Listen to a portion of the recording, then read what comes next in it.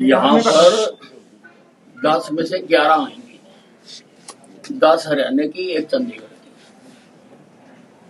और इन सभी सीटों पर बहुत बड़े मार्जिन से भारतीय जनता पार्टी जीतेगी। ऐसा है, हमारा किसी सीट के ऊपर पेच नहीं फंसा हुआ, क्योंकि लोकसभा की सभी सीटों पर नरेंद्र मोदी जी लड़ रहे हैं सामने, और इसीलिए हमने अपनी कैंपेन सब जगह पर स्टार्ट कर दी है। कैंडिडेट कोई भी हो, लेकिन वहां पर लड़ नरेंद्र मोदी रहा। नहीं, मुझे कोई जानकारी नहीं सर, कैसे मतलब फाइट कर पाएंगे? पिछले जो नतीजे रहे पंचकुला के, वो संतोषजनक नहीं रहे। जिला परिषद के नतीजे आपके सामने आए, और अगर बात करें नारायणगढ़ की, तो नारायणगढ़ में भी बहुत अच्छे नतीजे नहीं रहे। तो मतलब क्या रणनीति है कि आप लोग जीत रहे हैं? उन लोकल चुनाव में और ये राष्ट्रीय चुनाव में बहुत अंतर है। ये चुनाव हमने तो अपना नॉमिनी खड़ा कर दिया, हमारा कैंडिडेट है नरेंद्र मोदी। अब ये दूसरी पार्टियां अभी तक तय नहीं कर पा रही कि उनका कैंडिडेट कौन है।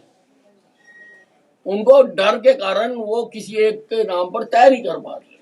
तो हमने तो खड़ा कर दिया कि आजो मैदान में जिसने आना है, जो आएगा उसको धराशायी करेंगे। लेकिन कांग्रेस तो आरोप लगा रही है कि आप परिवारवाद भी बढ़ा रहे हैं। तो पहले रतनलाल कटारिया, अब उनकी धर्मपत्नी, तो परिवारवाद की निशानी नहीं है सर? नहीं, ये परिवारवाद की उसमें नहीं आता है। कटारिया जी के होते हुए, वो कोई पद को रखते हुए फिर बंतों को देते, वो परिवारवाद था। अब कटारिया जी हमारे बीच में नहीं रहे हैं, तो उसमें बंतो कटारिया केवल पत्नी होने के कारण उसको टिकट नहीं दिया गया। बंतो कटारिया पार्टी में एक्टिव थी और कई अहम पदों पर उसने काम किया। राहुल गांधी का एक बयान वायरल हो रहा है, आपने सुना भी होगा शायद, शक्ति को लेकर के वो कह रहे हैं कि कम करने की जरूरत है। तो उसको बीजेपी एक नारी के साथ जोड़ के दिख रही है। आप क्या मानते हैं सर? देखिए, शक्ति की और राक्षसों की हमेशा लड़ाई होती आई है, और उस लड़ाई में हमेशा राक्षस आ रहे हैं।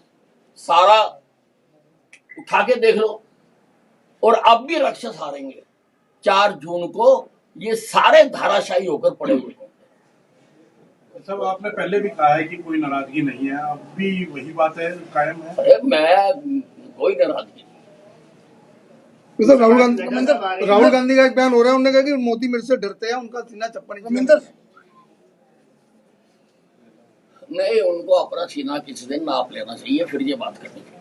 आज चुनावी रैली में अगर देखा जाए तो जेपी नड्डा खुद गरोंडा से कमान संभालने आ रहे हैं, और एक पूर्व मुख्यमंत्री मनोहर लाल की पहली रैली के रूप में देखा जा रहा है। तो क्या आप भी शामिल होने की कोई उम्मीद है, या आपको कोई? नहीं, मुझे कोई जानकारी नहीं है।